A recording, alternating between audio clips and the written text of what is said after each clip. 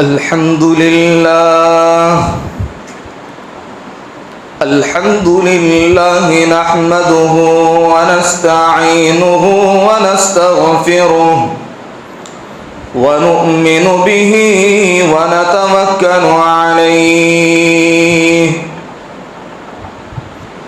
ونعوذ بالله من شرور أنفسنا ومن سيئات أعمالنا من يهد الله فلا مضل له ومن يضلله فلا هادي له ونشهد أن لا إله إلا الله وحده لا شريك له ونشهد أن سيدنا وشفيعنا وحبيبنا وسندنا وإمامنا ومولانا وأولانا محمدا عبده ورسوله أما بعد فأعوذ بالله من الشيطان الرجيم بسم الله الرحمن الرحيم إن الله لا يغفر أن يشرك به ويغفر ما دون ذلك لمن يشاء وقال الله تبارك وتعالى في مقام آخر ما آتاكم الرسول فخذوه وما نهاكم عنه فانتهوا وقال النبي صلى الله تعالى عليه وسلم إذا كانت ليلة النصف من شعبان فقوموا ليلها وصوموا يومها إلى السماء الدنيا أو كما قال عليه الصلاة والتسليم.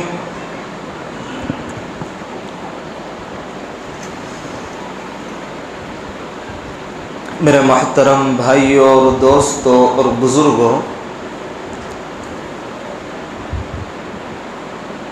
سب سے پہلے ہم اللہ کی بارگاہ میں بیٹھے ہوئے ہیں تو اس رب کا شکریہ ادا کریں، اور اس رب کا شکریہ الفاظوں میں نہیں اعمال کے ذریعے ادا کرنا ہے، اور یہ قیمتی تحفہ، یہ قیمتی رات، شعبان المعظم کی رات، یہ اعمال کی ایک بہت سنہری اور بہت بڑی اور بہت بابرکت رات ہے۔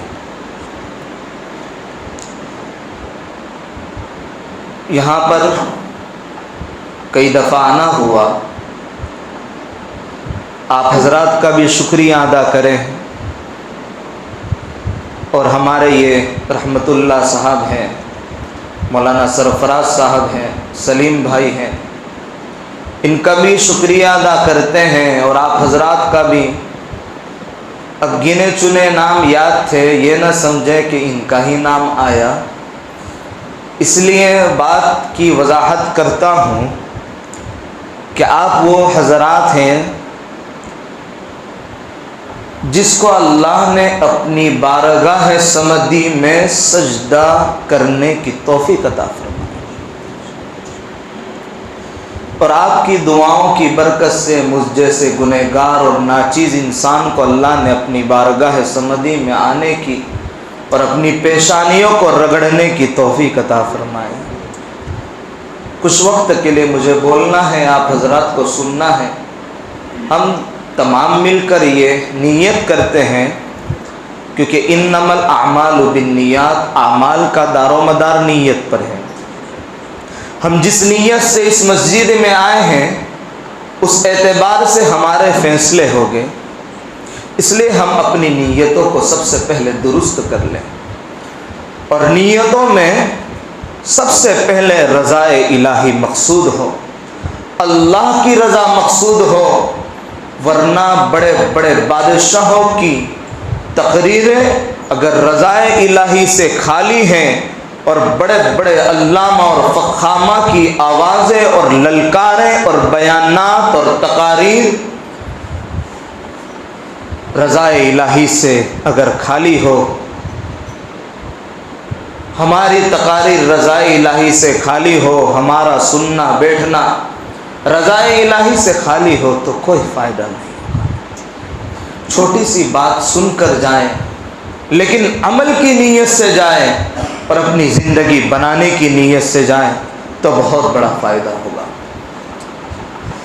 محترم سامعین کرام،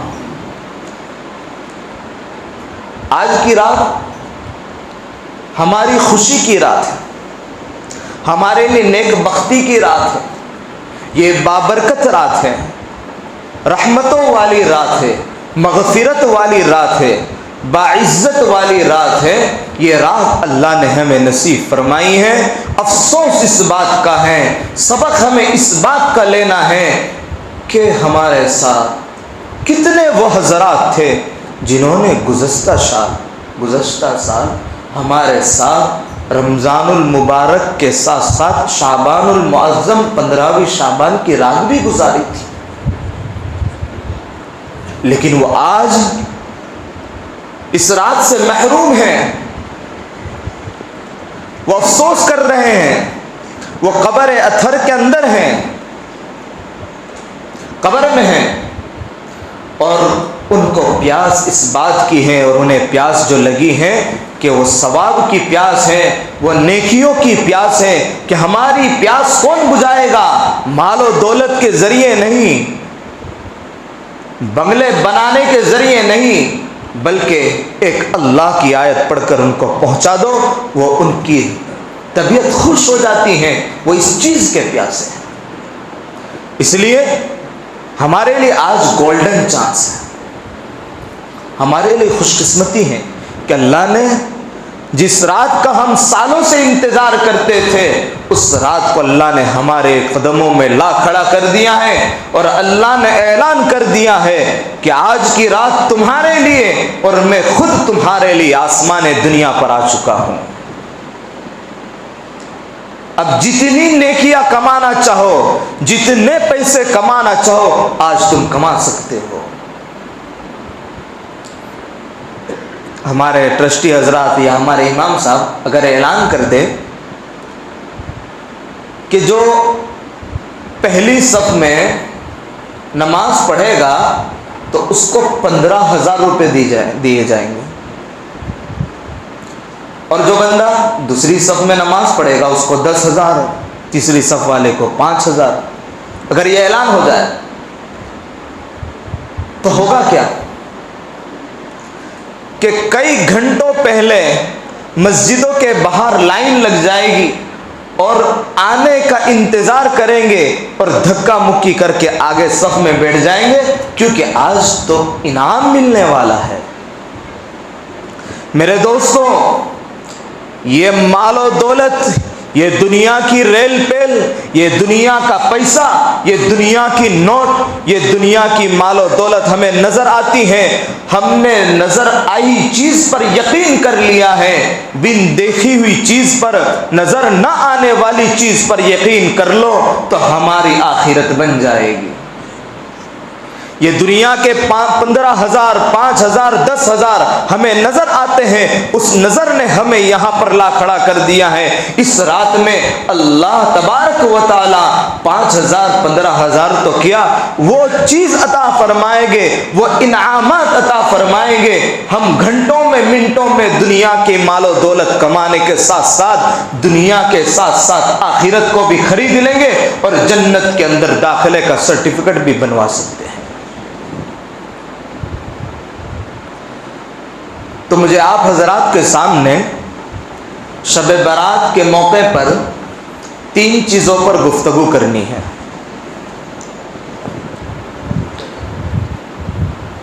نمبر 1، شب برات کی فضیلت و اہمیت، اور نمبر 2 پر شب برات میں اللہ کے نبی نے کیا اعمال کیے اور ہمیں کیا اعمال کرنے ہیں، اور نمبر 3 پر وہ کون لوگ ہیں، وہ کون حضرات ہیں کہ ایسی مبارک رات آتے ہوئے بھی ان حضرات کی مغفرت نہیں ہوتی۔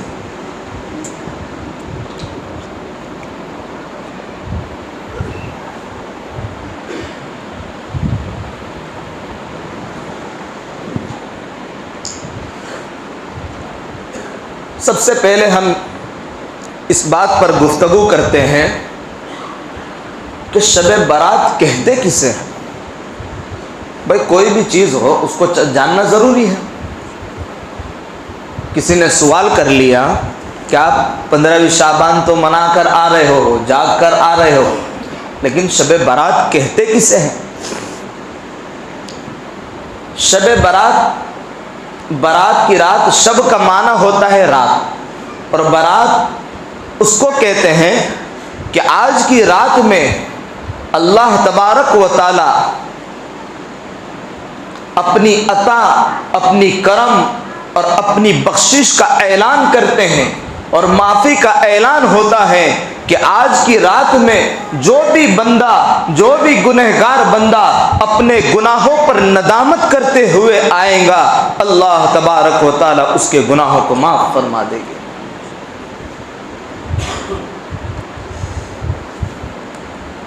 اللہ کے نبی صلی اللہ تعالی علیہ وسلم نے شعبان کی 13ویں رات میں اللہ کے سامنے آہوزاری کی اور اللہ کے سامنے گڑ گڑایا اور دعا کرنے لگے۔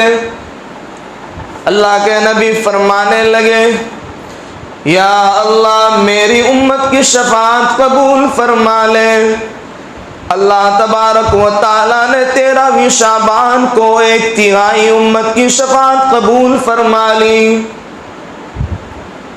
پھر اللہ کے نبی صلی اللہ تعالی علیہ وسلم نے 14ویں شعبان کی رات میں اللہ تبارک و تعالیٰ کے سامنے آہوزاری کی اور اپنی امت کی شفاعت قبول کروانے کا اعلان کیا۔ اللہ تبارک و تعالیٰ فرمانے لگے، آج کی 14ویں شعبان کو آپ کی امت کی 2/3 امت کی شفاعت قبول فرما لی۔ پھر اللہ کے نبی صلی اللہ تعالی علیہ وسلم آقا مدنی تاجدار مدینہ احمد مجتبی محمد مصطفیٰ محبوب کبریا فخر دو عالم کالی کملی والے سنہری جالی والے خاتم النبیین سید المرسلین شفیع المذنبین رحمت للعالمین صلی اللہ تعالی علیہ وسلم نے 15ویں شعبان کی رات میں اپنی امت کی شفاعت کی دعا مانگی، تو اللہ تبارک و تعالی نے پوری امت کی شفاعت قبول فرما لی۔ مگر وہ حضرات کہ جنہوں نے ایسی بامبارک رات کے اندر بھی اپنے قدموں کو پیچھے ہٹا لیا ہو، گناہوں کے دلدل میں ڈوبے رہے ہو، گناہوں کے جال میں پھنسے رہے ہو، اور ایسی مبارک رات میں بارگاہ سمدی میں اپنی گناہوں کی بخشش کا نظارہ پیش کر اپنی معافی کا اعلان نہ کرواتے ہو، یہ وہ محروم القسمت لوگ ہیں۔ یہ 15ویں شعبان شب برات تو فرشتوں کی عید کی رات ہے،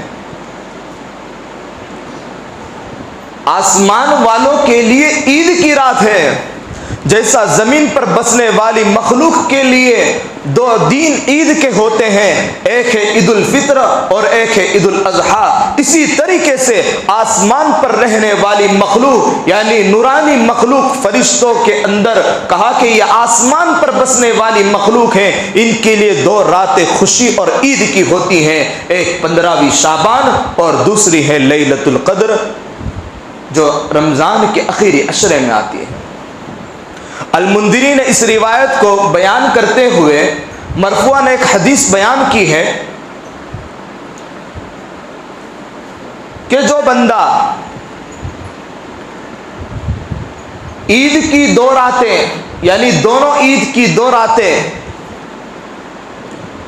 اور 15ویں شعبان کی رات عبادت الہی میں اللہ کی عبادت میں جاگ کر گزار دے تو ایک وقت ایسا آئے گا کہ تمام کے تمام انسانوں کے دل مر چکے ہوگے، اس موقع پر اس انسان کا دل نہیں مرے گا۔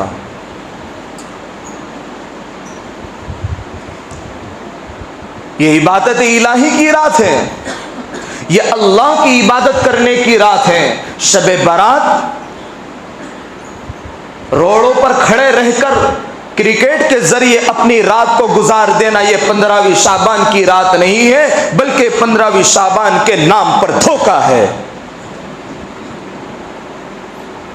کہیں 15ویں شعبان کی رات کے نام پر تھیٹروں کو آباد کر دیا، کہیں 15ویں شعبان کی رات کے نام پر کہا کہ زیناؤں کے اڈوں کو آباد کر دیا، کہیں 15ویں شعبان کی رات کے نام پر کہا کہ جواؤں کے اڈوں کو آباد کر دیا، کہیں 15ویں شعبان کے نام کے اوپر کہا کہ تھیٹروں کو آباد کرتے چلے گئے، اور پوچھا گیا کہ کہاں گئے تھے، کہا کہ بڑی رات تھی، بڑی رات کو گزار کر آ رہے۔ میرے دوستو، یہ دھوکہ اللہ کو دے رہے ہیں، اپنے ماں باپ کو دے رہے ہیں، جس بندے نے سوال کیا ہے اس بندے کو دھوکہ دے کر آ رہے ہیں۔ یہ مٹھائیوں کی رات نہیں ہے، یہ حلوائیوں کی رات نہیں ہے، یہ رات تو عبادت الہی میں جاگ کر گزار دینے کی رات ہے۔ میں آپ حضرات کے سامنے ایک حدیث بیان کرتا ہوں، اس سے آپ کو 15ویں شعبان کی فضیلت اور عظمت بہت اچھے سے پتہ چل جائے گی۔ آقا مدنی تاجدار مدینہ محمد الرسول اللہ صلی اللہ تعالی علیہ وسلم 15ویں شعبان کی رات میں ایک موقع پر 15ویں شعبان کی رات گزار رہے تھے، رات کا چوتھائی حصہ گزر چکا،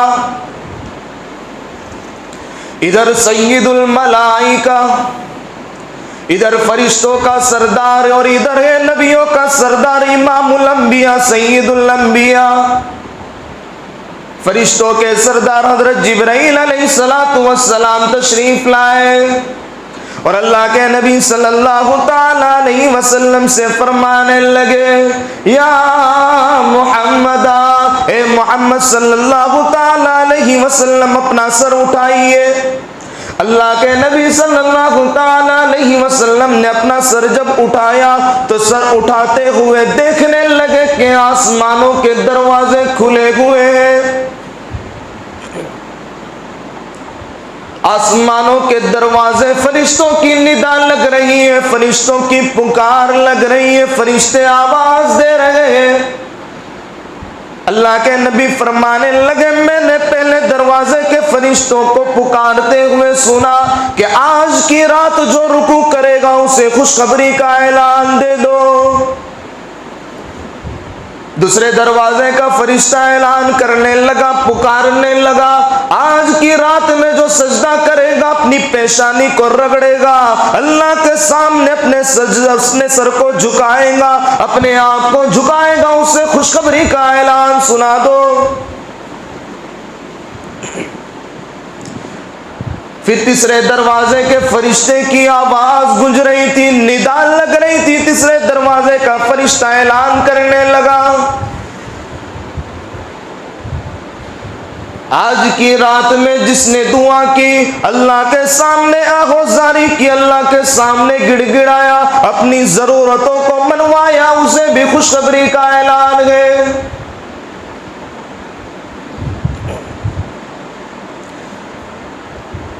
چوتھے دروازے کا فرشتہ پکارنے لگا، آواز دینے لگا کہ جو اللہ کے خوف سے آہوزاری کرے گا، خدا کے خوف سے آہوزاری کرے گا، اللہ کے سامنے اپنی ضرورتوں کو منوائے گا، اس کے اندر شرط یہ کہ اللہ کا خوف ہو، اسے بھی اس بات کا اعلان سنا دو کہ اس کے لیے بھی خوشخبری ہے۔ کتنے ہوئے ہیں؟ 4۔ دھیان دینا۔ 5ویں دروازے کا فرشتہ اعلان کرنے لگا، آج کی رات میں جو اللہ اللہ کی صداؤں کو بلند کرے گا، اللہ کے سامنے اپنے ذکر کو بلند کرے گا، اللہ کا ذکر کرے گا اور اللہ کے سامنے گڑ گڑائے گا اور ساتھ ساتھ میں اللہ تبارک و تعالیٰ کا ذکر کرتے ہوئے اپنی زندگی گزارے گا، اسے بھی اعلان ہے، اسے بھی خوشخبری کا اعلان سنا دو۔ 6 دروازے کا فرشتہ اعلان کر رہا ہے کوئی سوال کرنے والا؟ ہے کوئی سوال کرنے والا کہ آج کی رات میں جو سوال کرے گا، جو بھی سوال کرے گا اس کا سوال پورا کیا جائے گا۔ 8ویں دروازے کا فرشتہ ندا لگا رہا ہے کوئی بخشش کا طلبگار؟ ہے کوئی معافی کا چاہت کہ جو بخشش کرک، جس کی بخشش کی جائے اور جو اپنے اللہ تبارک و تعالیٰ کے سامنے اپنے آپ کو جھکاتے ہوئے یہ کہتا ہوا گزر جائے کہ آج کی رات میں یا اللہ میں نے اپنے آپ کو تیرے سامنے پیش کر دیا، آج تو میری بخشش کر دے۔ اس کے بعد اللہ کے نبی صلی اللہ تعالی علیہ وسلم نے حضرت جبرائیل سے سوال کیا کہ جبرائیل علیہ السلام، یہ دروازے کب تک کھلے رہتے ہیں؟ قربان جائے آقا مدنی صلی اللہ تعالی علیہ وسلم پر ہمارے لیے کتنی فکر کر گئے، یہ سوال بھی نہیں چھوڑا۔ اللہ کے نبی صلی اللہ علیہ وسلم کو حضرت جبرائیل فرمانے لگے کہ آفتاب کے غروب ہونے سے، یعنی جو مغرب کا وقت ہوتا ہے، آفتاب کے غروب ہونے سے لے کر صبح صادق تک، فجر کے طلوع ہونے تک یہ فرشتے ندا لگاتے رہتے ہیں، آواز لگاتے رہتے ہیں۔ اور اللہ کے نبی صلی اللہ علیہ وسلم کو حضرت جبرائیل نے ایک عجیب و غریب بات بیان کی، فرمایا کہ آج کی رات میں جہنم کی آگ سے آزادی اور جہنم کی آگ سے نجات مل جائے گی اتنے بندوں کو جتنے بنو کلب کی بکریوں کے بال ہیں۔ ہم ایک بکری کے بال نہیں گن سکتے۔ یہ عرب کے اندر ایک قبیلہ ہے بنو کلب نام کا، وہاں بکریوں کے ریوڑ رہتے ہیں اور وہاں پوری زیادہ تعداد کے اندر وہاں بکریاں موجود ہیں۔ اس لیے میرے دوستو، اس رات کی فضیلت و اہمیت آپ حضرات کو سمجھ پڑ گئی ہوگی، اور ایک حدیث میں آپ حضرات کے سامنے پیش کر دوں، جو حدیث میں نے خطبے کے دوران پڑھی تھی، تاکہ اس سے بھی اندازہ ہو جائے کہ یہ رات کتنی اہمیت اور برکت والی رات ہے۔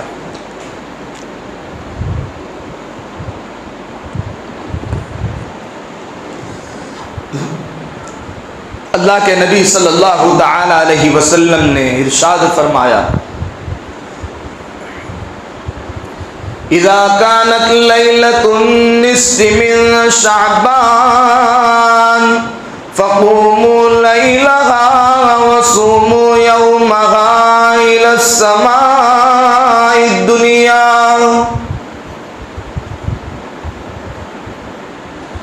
کہ 15ویں شعبان کی رات میں قیام کرو اور دین میں روزہ رکھو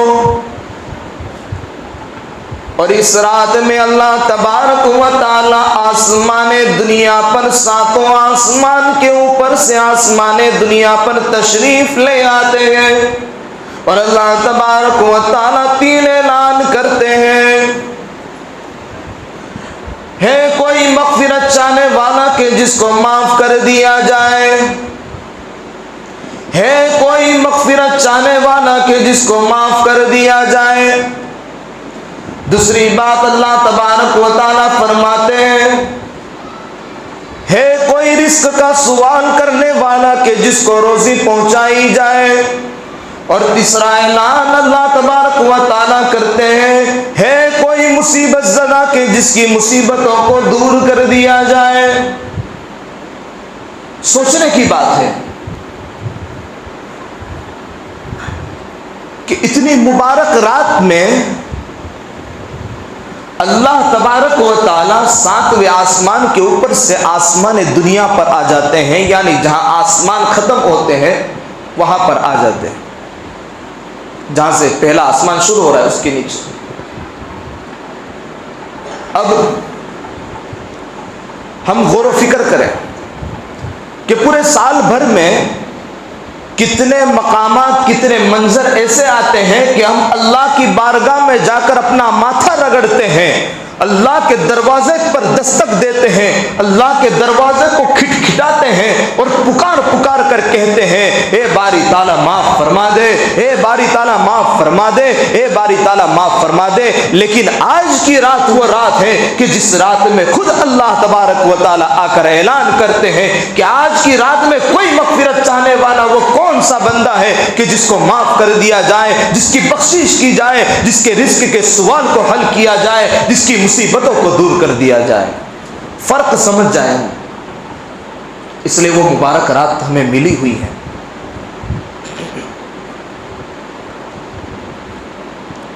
یہ بات ہوئی 15ویں شعبان کی فضیلت و اہمیت کے بارے میں. نمبر 2، شب برات 15ویں شعبان میں اللہ کے نبی کا عمل کیا تھا اور ہمیں اعمال کون سے کرنے ہیں. حضرت عائشہ صدیقہ رضی اللہ تعالیٰ عنہ فرماتی ہیں کہ ایک رات میری باری تھی، میں نے اللہ کے نبی کو تلاش کیا تو موجود نہیں پایا. میں فوراً یہ سمجھی کہ اللہ کے نبی کسی دوسری بیوی کے پاس تشریف لے گئے ہو. میں فوراً اٹھی اور اپنے گھر سے باہر نکل کر مسجد سے گزری ہی تھی کہ میرے پیر اللہ کے نبی کے جسم مبارک پر پڑے اور میں نے اللہ کے نبی کو یہ آواز دیتے ہوئے سنا. اللہ کے نبی فرما رہے تھے اے میرے مالک، اے تمام کائنات کے مالک، میرے جسم و خیال نے تجھے سجدہ کیا ہے. میرا یہ ہاتھ کہ جس ہاتھ نے اپنے جسم سے کبھی گناہوں کو آلودہ نہیں کیا ہے، اپنے جسم کو کبھی گناہوں سے آلودہ نہیں کیا ہے، اپنے جسم کو کبھی گناہوں میں ملوث نہیں کیا ہے. اور اللہ کے نبی پھر کہنے لگے اے اللہ تو مجھے معاف فرما دے، تو میری بخشش کر دے، مجھے تجھ سے ہی امید ہے. اللہ کے نبی کہنے لگے کہ یہ میرا چہرہ ہے جس چہرے نے تجھے سجدہ کیا ہے، یہ میرا چہرہ کہ جس چہرے کو تو نے خوبصورت بنایا ہے، اس میں آنکھ کان ناک کو پیدا فرمایا ہے. یہ خوبصورت سا چہرہ ہے، اس خوبصورت سے چہرے نے تیرے سامنے سجدہ کیا ہے کہ جس چہرے کے اندر تو نے کانوں میں سننے کی طاقت عطا فرمائی ہے، آنکھوں سے دیکھنے کی طاقت عطا فرمائی ہے، ناک سے سونگھنے کی طاقت عطا فرمائی ہے، زبان سے چکھنے کی طاقت عطا فرمائی ہے. اس چہرے نے تیرے سامنے سجدہ کیا ہے. یا اللہ معاف فرما دے، یا اللہ یہ میرا ڈرتا ہوا دل، یہ میرے دل کو اور ڈرتا ہوا بنا دے کہ جو تیرے سامنے سر جھکانے والا ہو، تیرے سامنے جھکنے والا ہو. اے میرے اللہ تو بہت خوبیوں والا ہے، تیرے پاس اتنی خوبیاں ہیں کہ ہم گننا چاہے، شمار کرنا چاہے تو شمار نہیں کر سکتے، گننا چاہے تو گن نہیں سکتے. تو اتنی تعریفوں والا ہے کہ تیری تعریفیں اگر ہم لکھنا چاہے اور کہا کہ شمار کرنا چاہے، پوری دنیا کو کہا کہ سمندر بنا دیا جائے اور پوری دنیا کے سمندروں کو سیاہی بنائی جائے، اور کہا کہ پورے درخت کو قلم بنائے جائے، کہا کہ پورے درخت کی قلم بن کر یہ سب ختم ہو سکتا ہے، سمندر کا پانی سیاہی بننے کے بعد ختم ہو سکتا ہے، لیکن میرے رب کائنات کی تعریفیں کبھی ختم نہیں ہو سکتی۔ وہ اللہ تبارک و تعالی نے پھر اللہ کے نبی کہنے لگے کہ یا اللہ، میں بس اب اتنا کہتا ہوں کہ میرے بھائی حضرت داؤد علیہ السلام نے جو کہا تھا وہی میں الفاظ کہتا ہوں، اور وہ الفاظ اللہ کے نبی کہنے لگے کہ میں نے اپنے آپ کو اپنے آقا کے سامنے، اپنے مولا کے سامنے خاک آلودہ کر دیا ہے، اور مقام و مرتبہ بھی میرا یہی ہے کہ میرا آقا بھی وہی ہے، میرا مولا بھی وہی ہے کہ اسی کے سامنے میں اپنے آپ کو خاک آلودہ کرتا ہوں۔ اس کے بعد اللہ کے نبی نے اپنا چہرہ اٹھایا، عائشہ صدیقہ رضی اللہ تعالی عنہ کہنے لگی میرے ماں باپ آپ پر قربان ہو جائیں، میں آپ کو وہاں تلاش کر رہی تھی، آپ تو یہاں موجود ہیں۔ پھر اللہ کے نبی صلی اللہ تعالی علیہ وسلم نے فرمایا کہ تمہیں پتہ ہے کہ آج کی رات کون سی رات ہے؟ آج کی رات 15ویں شعبان کی رات ہے۔ آج کی رات میں اللہ تبارک و تعالی بنو کلب کی بکریوں کے ریوڑوں کے بال کے برابر جتنے لوگ ہوں گے ان تمام کے تمام کی مغفرت فرما دے گے، مگر اس میں وہ لوگ، وہ 6 حضرات ہیں کہ ان لوگوں کی مغفرت نہیں ہوتی۔ وہ کون سے حضرات ہیں؟ وہ 6 حضرات ہیں۔ نمبر 1 پر شرک کرنے والا، نمبر 2 پر شرابی، نمبر 3 پر والدین کا نافرمان، نمبر 4 پر قطع تعلق کرنے والا، نمبر 5 پر چغل خوری غیبت کرنے والا، اور نمبر 6 پر زنا کرنے والا، کہ وہ حضرات ہیں کہ اسی مبارک رات میں بھی ان لوگوں کی مغفرت نہیں ہوتی۔ لیکن اس کے لیے بھی اگر یہ حضرات چاہتے ہیں کہ ہماری مغفرت ہو جائے، ہم سب گنہگار ہیں، ہم کوئی دودھ کے دھلے ہوئے نہیں ہیں، ہم سب گنہگار ہیں۔ اگر ہم چاہتے ہیں تو اللہ تبارک و تعالی، اور یہ 6 حضرات بھی اگر پکی سچی نیت کر لے تو اللہ تبارک و تعالی ان کے گناہوں کو معاف فرما دیں گے۔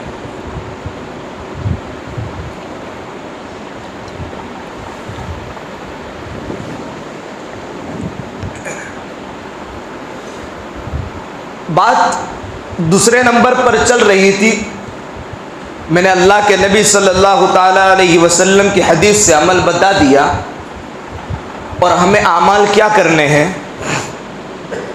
محبوب سبحانی، کتب ربانی، چہرہ نورانی، سناؤ ان کی کہانی، شیخ عبد القادر جیلانی رحمۃ اللہ تعالی علیہ اپنی ایک کتاب میں لکھتے ہیں کہ بامبارک رات میں ایک عمل یہ ہے کہ 100 رکعت 2 رکعت کرتے ہوئے 100 رکعت نفل نماز پڑھیں، اور ہر رکعت میں 10 مرتبہ قل هو اللہ احد کی سورت پڑھیں، تو اس حساب سے کتنے ہو جائے گی قل هو اللہ کی سورت؟ 1000۔ تو 1000 مرتبہ قل هو اللہ احد کی سورت ہو جائے گی۔ اس نماز کو نماز خیر کہتے ہیں، اور اس نماز میں سجدہ لمبا ہو کہ ہم اپنے گناہوں کی معافی کا اعلان کرتے ہیں کہ ہم بہت بڑے گنہگار ہیں، اللہ کے سامنے سجدے میں سجدہ ریز ہے۔ تو یہ ایک عمل ہے۔ دوسرا عمل یہ ہے کہ قبرستان میں جانا ضروری نہیں ہے، یہاں پر بیٹھے ہوئے بھی اپنے مرحومین حضرات کو ایصال ثواب کریں۔ اگر کسی بندے کو قل هو اللہ احد کی سورت آتی ہے تو 3 مرتبہ پڑھنے پر 1 قرآن کا ثواب ملے گا اور 11 مرتبہ پڑھنے پر 4 قرآن کا ثواب ملے گا۔ تو ہم یہ عمل بھی کر سکتے ہیں۔ اب قرآن کی بات آئی تو میں آپ کو کہہ دیتا ہوں، ایک موقع پر ایک بندہ جس کو قرآن شریف پڑھتا نہیں آتا تھا، وہ پڑھ نہیں سکتا تھا، لیکن اس نے قرآن شریف کو وضو کر کر باوضو اس کو اٹھایا، اس کو چوما، اپنے دل سے لگایا اور قرآن کو کھولا اور قرآن کو پڑھنا اس انداز میں شروع کیا کہ قرآن کی آیتوں پر اپنی انگلیاں گھماتا جاتا تھا اور یہ کہتا جاتا تھا کہ یا اللہ، یہ تیرا قرآن ہے، یہ تیرا کلام ہے، یہ تیرا کلام سچ ہے، حق ہے، مجھے کچھ نہیں آتا۔ دوسری آیت پہ انگلی رکھتا اور یہی بات کہتا کہ اللہ، یہ تیرا کلام ہے، مجھے کچھ نہیں آتا، یہ سچ ہے، یہ حق ہے۔ یا اللہ، یہ تیرا کلام ہے، یہ قرآن مجید ہے، مجھے کچھ نہیں آتا، یہ حق ہے، یہ سچ ہے۔ یاد رکھو، جس انگلی سے ہم نے قرآن کریم کی آیتوں کو چھوا ہے اور اس کے اوپر ان انگلیوں کو گھمایا ہے، اس کے اوپر جہنم کی آگ حرام ہے۔ اس کا انتقال ہو گیا، گنہگار بندہ تھا، لوگوں نے دیکھا کہ تو بہت بڑا گنہگار تھا۔ بھائی کیا ہوا؟ خواب میں ایک بندہ دیکھ رہا ہے، کیا ہوا؟ کہ اللہ نے میری مغفرت فرما دی۔ کس بات پر؟ کہ میں نے اللہ کے کلام کی قدر کی، اللہ کے قرآن کی قدر کی، اور اللہ کے قرآن کی قدر کرتے ہوئے اس کی عزت کی، اور روزانہ اس کے کلام پر اس طریقے کے الفاظ کہتا چلا جاتا تھا۔ اللہ نے کہا کہ جب دنیا میں تو نے میرے کلام کی، میری ذات سے نکلے ہوئے قرآن مجید کی قدر کی، آج میں تیری قدر کرتے ہوئے تجھے جنت میں داخل کر دیتا۔ وہ اللہ کتنا بڑا غفور الرحیم ہے۔ قرآن میں کئی جگہوں پر اللہ نے اعلان کیا ہے ان اللہ غفور الرحیم، کہ بے شک اللہ تبارک و تعالی معاف کرنے والا، رحم کرنے والا ہے۔ اور دین میں روزہ رکھے، یہ مستحب روزہ ہے۔ یہ بات ہو گئی نمبر 2 کی۔ اب ہم نمبر 3 پر آتے ہیں کہ وہ کون حضرات ہیں کہ جن حضرات کی مغفرت نہیں ہوتی۔ نمبر 1 پر شرک کرنے والا۔ اللہ تبارک و تعالی نے کلام مجید میں ارشاد فرمایا ان اللہ لا یغفر ان یشرک به ویغفر ما دون ذلک لمن یشاء۔ بے شک اللہ تبارک و تعالی شرک کے علاوہ جتنے بھی گناہوں کو چاہے معاف فرما دے، معاف فرما سکتا ہے۔ ان الشرک لظلم عظیم، بے شک اللہ تبارک و تعالی کے نزدیک شرک کرنا یہ بہت بڑا ظلم عظیم ہے۔ شرک کسے کہتے ہیں؟ اللہ کے ساتھ کسی کو شریک کرنا، اس کی عبادت میں، اللہ کی ذات میں، اس کی صفات میں کسی کو شریک کرنا، یہ شرک کہلاتا ہے۔ شرک اتنا بڑا گناہ ہے، اتنا بڑا گناہ ہے کہ اگر پوری دنیا کے گناہوں کو جمع کر کر ایک جگہ رکھ دیا جاوے اور یہ شرک والے گناہ کو ایک جگہ رکھ دیا جاوے، تب بھی یہ سب سے بڑا گناہ مانا جائے گا، یہ شرک والا اتنا بڑا گناہ ہے۔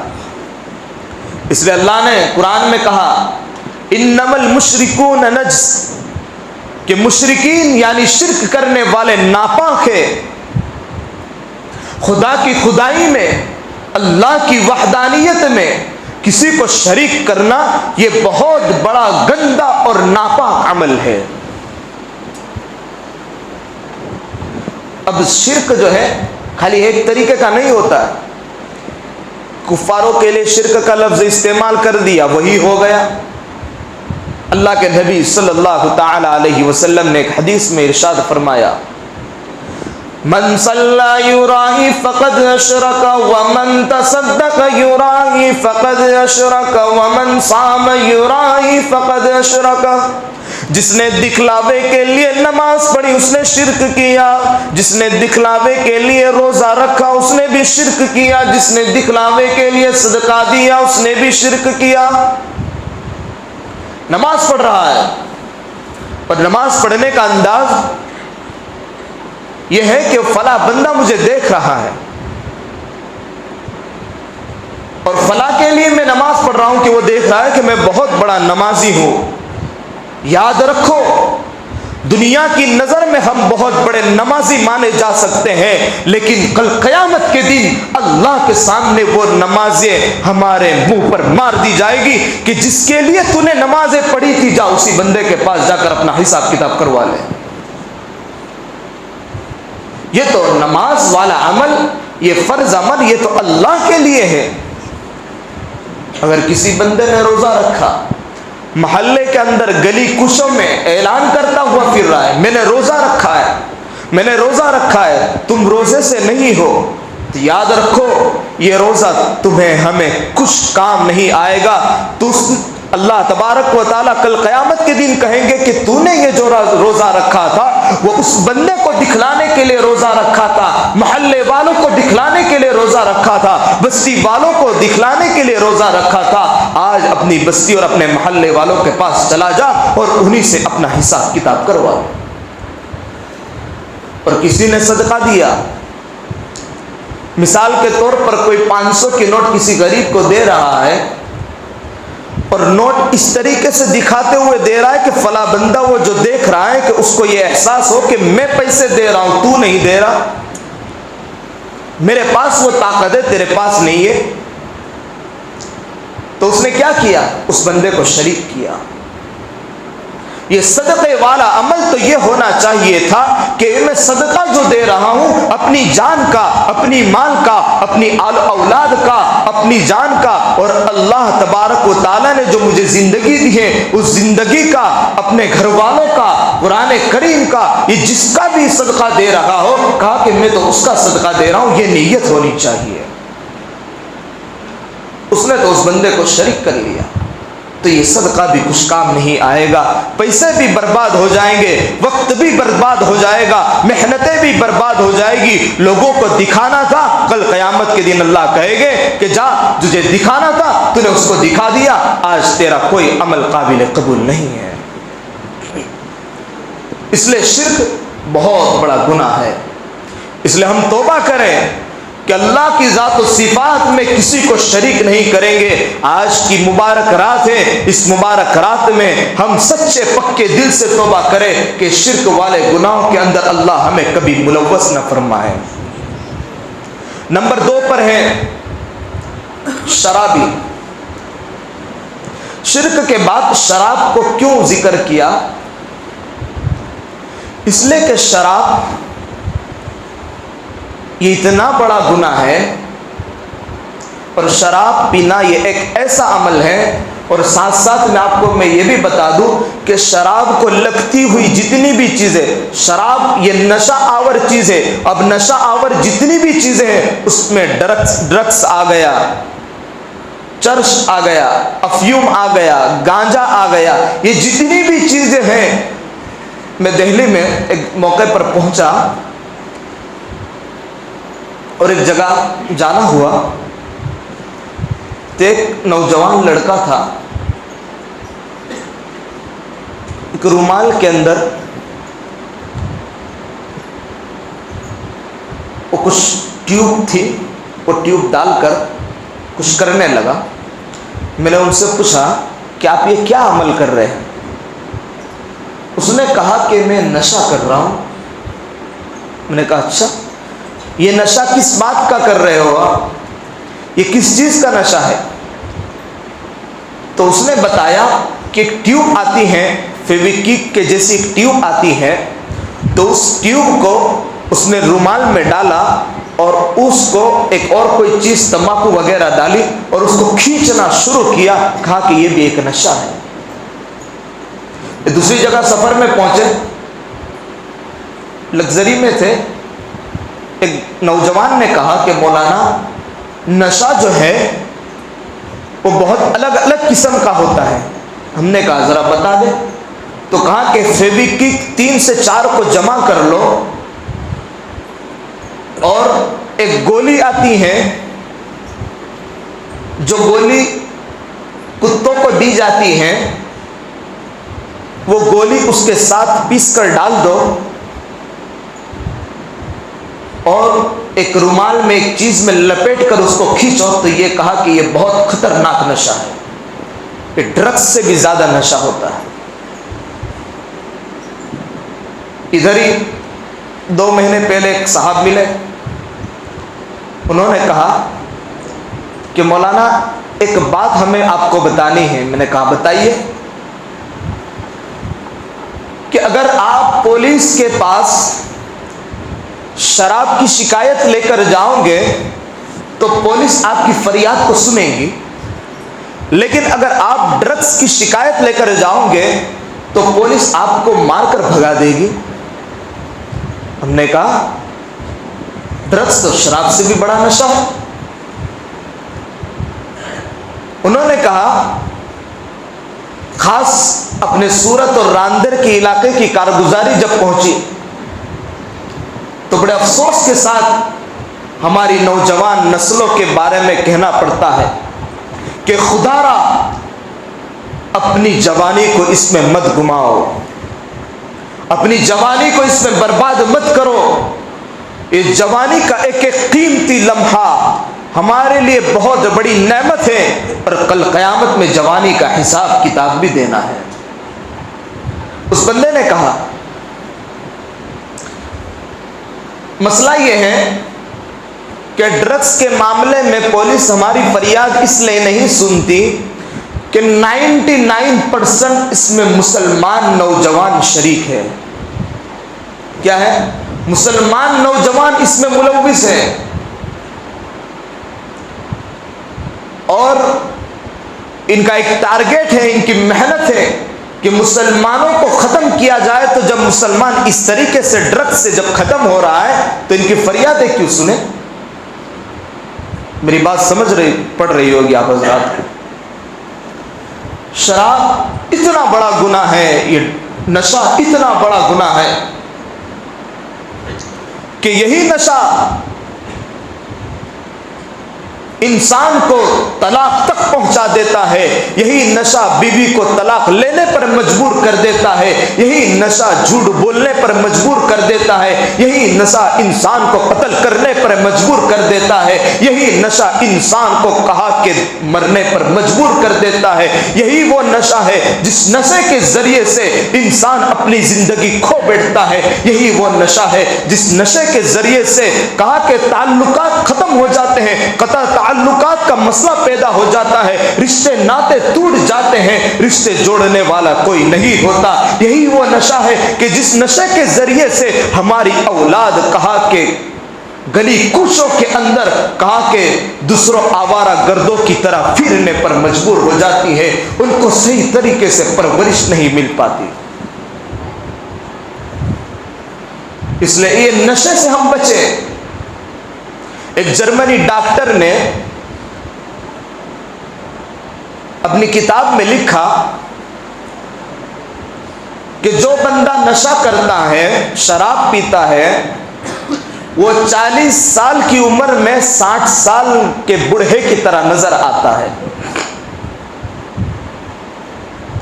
اس کی ساخت, اس کی بناوٹ, اس کی چمڑیاں کہا کہ اس کی ساخت بناوٹ سب کے سب چیزیں کہا کہ 60 سال کی عمر سٹھیائے ہوئے بوڑھے کی طرح نظر آنے لگتی ہے. دوسرے جرمنی ڈاکٹر نے کہا کہ اگر آدھے شراب کھانے بند ہو جائیں تو میں اس بات کی گارنٹی لیتا ہوں, میں اس بات کی ضمانت لیتا ہوں کہ آٹومیٹک آدھے اسپتال اور آدھے جیل کھانے آٹومیٹک بند ہو جائے. کسی کو بند کرنے پر مجبور نہیں کرنا ہوگا. تو اس بات سے ہمیں اندازہ لگانا چاہیے. ایک انگریز قانون داں اپنی کتاب میں لکھتا ہے کہ اسلام کی خوبیوں میں ایک بہت بڑی خوبی بھی یہ ہے کہ مسلمانوں کے یہاں شراب حرام ہے. پھر وہ آگے لکھنے لگا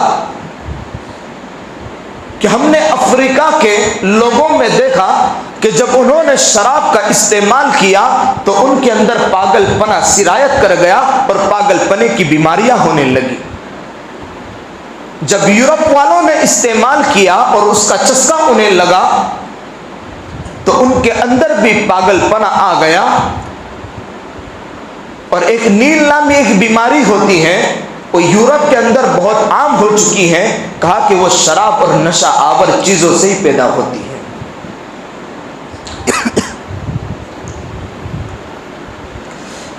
تو یہ نمبر 2 کی بات تھی کہ وہ حضرات جو نشہ کرتے ہیں, شراب کے عالم میں رہتے ہیں, اگر وہ حضرات بھی اس رات میں اگر سچی پکی توبہ کرتے ہیں اور بارگاہ سمدی میں آ کر یہ اعلان کرتے ہیں کہ یا اللہ آج کے بعد اس گناہ کو ہم نہیں کریں گے, تو انشاءاللہ اللہ تبارک و تعالیٰ ان کے گناہوں کو بھی معاف فرما دیں گے.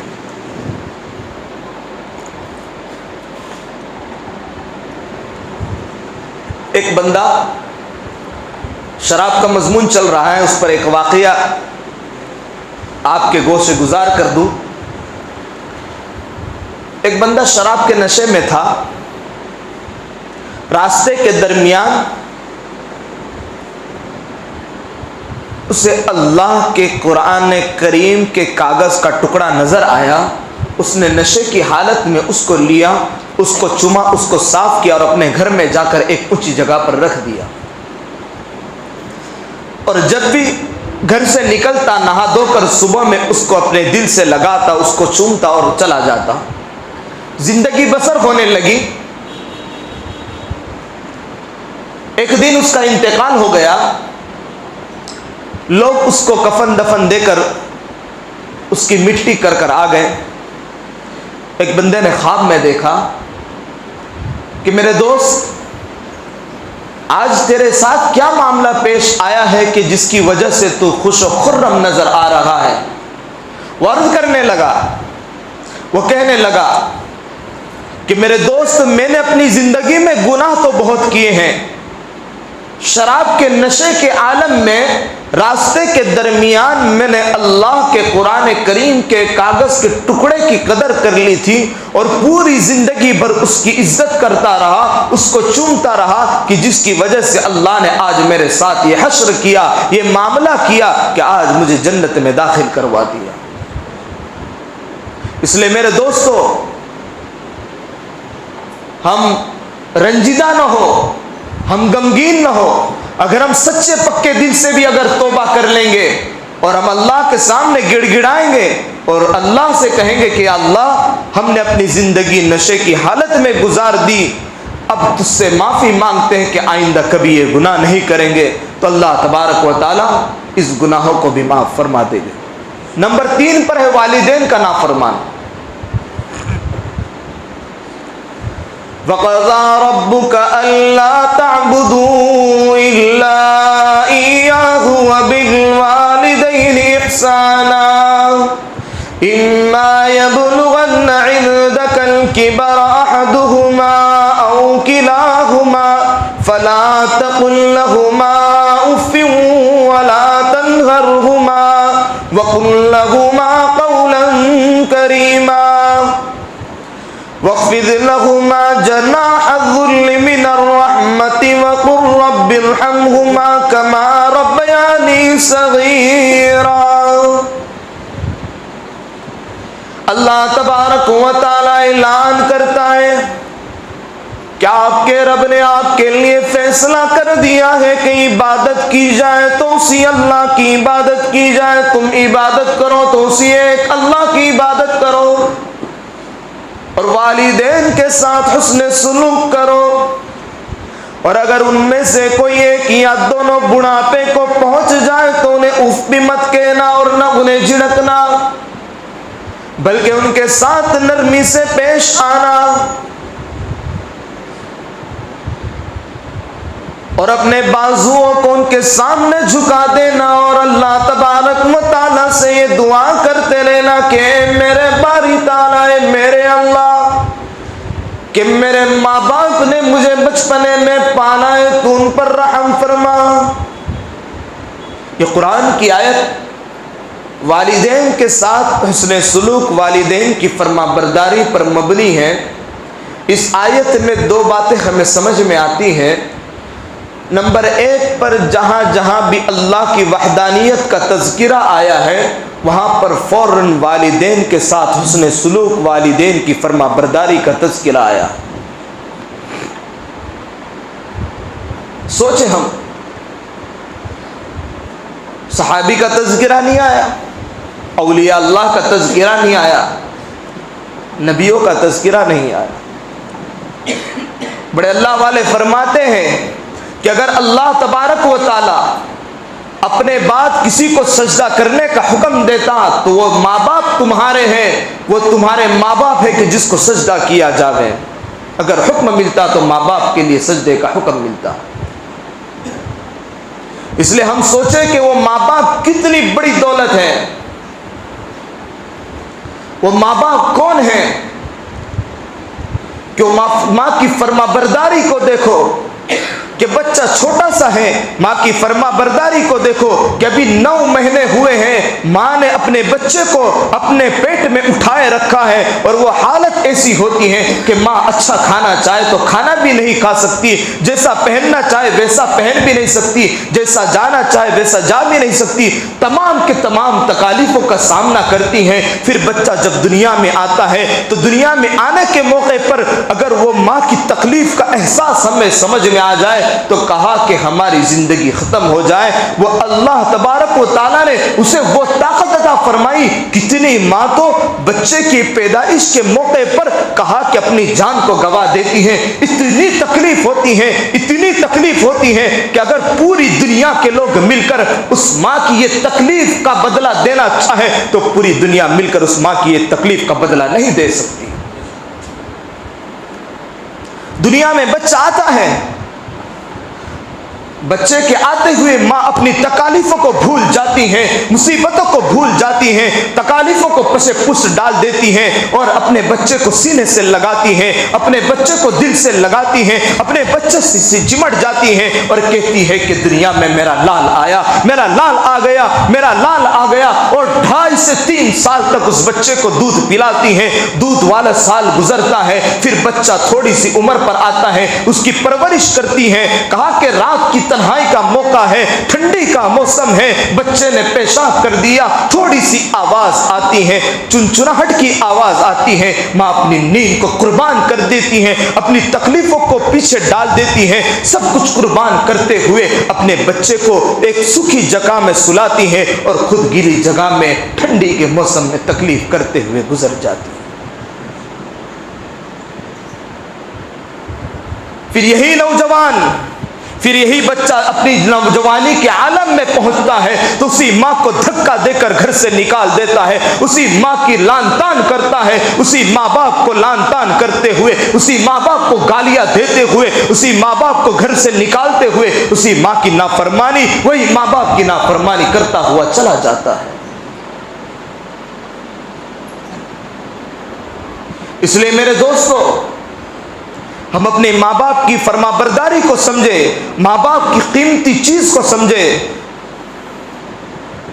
یہی تجھ کو دھن ہے رہو سب سے اعلیٰ، ہو زینت نرالی ہو فیشن نرالا، جیا کرتا ہے کیا یوں ہی مرنے والا، تجھے حسن ظاہر نے دھوکے میں ڈالا، بچپن نے پہلے برسوں کھلایا، جوانی نے پھر تجھ کو مجنوں بنایا، بڑھاپے نے پھر آ کے کیا کیا ستایا، اجل تیرا کر دے گی بالکل صفایا، جگہ جی لگانے کی دنیا نہیں ہے، یہ عبرت کی جا ہے تماشا نہیں ہے، کہ عبرت کی جا ہے تماشا نہیں ہے۔ یہ دنیا کی ریل پیل دیکھ کر، دنیا کی عیاشیوں میں گھوم کر، دنیا کی عیاشیوں میں گھمڑ کر، دنیا کی لہرائیوں کے اندر گھمڑ کر اپنے آپ کو اپنے ماں باپ سے دور کرتے ہوئے زندگی بسر کرنے لگتا ہے۔ نوجوان یہ نہیں سمجھتا کہ میں نوجوانی تک پہنچا ہوں، میرے پہ مجھے کھڑا جو جس نے کیا ہے وہی میرے ماں باپ ہے، اسی ماں باپ نے مجھے چلنے کے قابل کیا ہے، اسی ماں باپ نے مجھے بولنے کے قابل کیا ہے، اسی ماں باپ نے مجھے کھانے کے قابل کیا ہے، اسی ماں باپ نے مجھے رہنے سہنے کے طریقے کو سکھایا ہے، اسی ماں باپ نے ہر چیز کی تیاریاں سکھائی ہیں، اسی ماں باپ کو بھول کر زندگی گزار رہے ہیں۔ ایک چھوٹا سا بچہ تھا، اس کے باپ کا انتقال ہو گیا، باپ کا نہیں بلکہ ماں کا انتقال ہو گیا۔ اب وہ بچہ دیکھ رہا ہے کہ ہمارے ابا نے دوسری عورت کر لی ہے، ہماری دوسری ماں ہے۔ آپ حضرات اس مجمع میں وہ حضرات بھی ہوگے کہ جن کی ماں کا سایہ سر سے اٹھ چکا ہوگا، ان کے پاس یہ احساس ہوگا، انہیں یہ قیمتی دولت سمجھ میں آتی ہوگی کہ ماں باپ کے جانے کے بعد ان ماں باپ کی قدر و قیمت ہوتی ہے کہ ماں باپ کون سی نعمت اور کون سی چیز ہے۔ اب وہ بچہ چھوٹا سا معصوم سا بچہ ہے، اس لیے کہ میرے دوستو یاد رکھ لو، بات پر توجہ دینا، خدا ایک ہے، اللہ ایک ہے، ہمارا اللہ اور ہمارا خدا دوسرا نہیں ہو سکتا۔ اسی طریقے سے ہماری جو سگی ماں جس نے پیٹ سے ہمیں نکالا ہے وہ ایک ہی ماں ہو سکتی ہے، وہ دوسری ماں نہیں ہو سکتی۔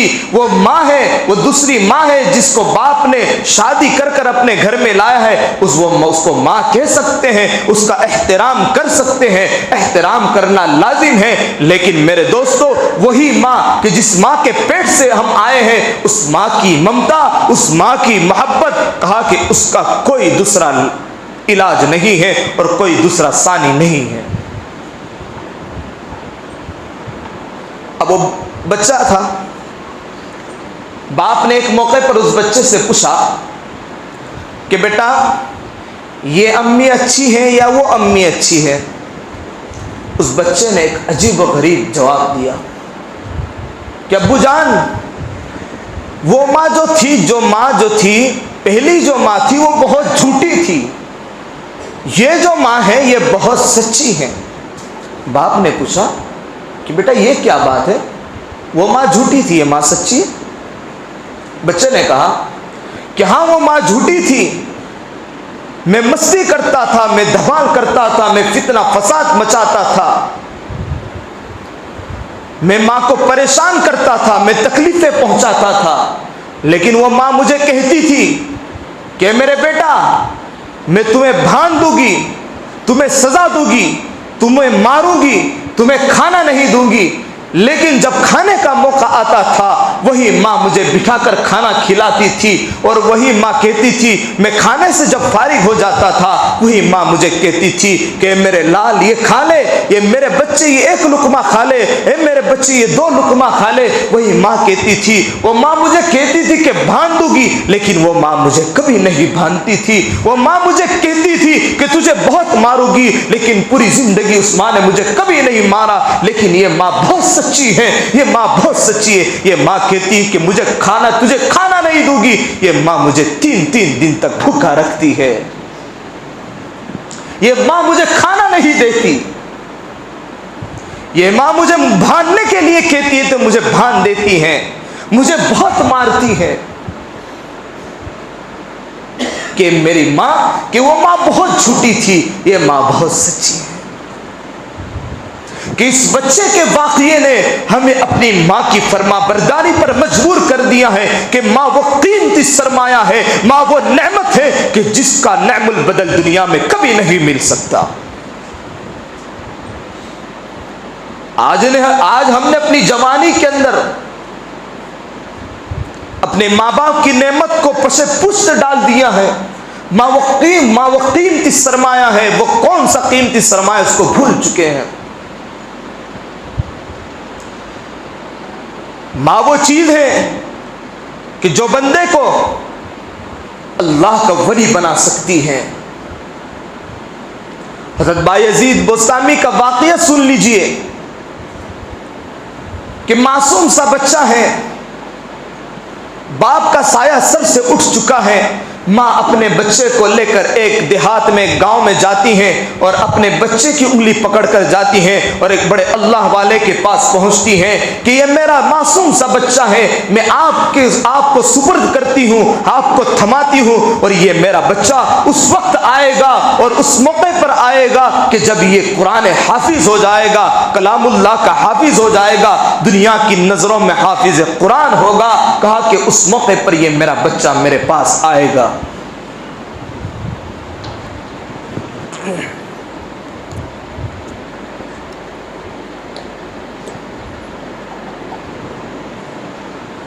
ماں بچے کو رکھ کر آ گئی، چھوٹا سا بچہ تھا، شروع میں کھیلنا کودنا پڑھنا شروع کیا۔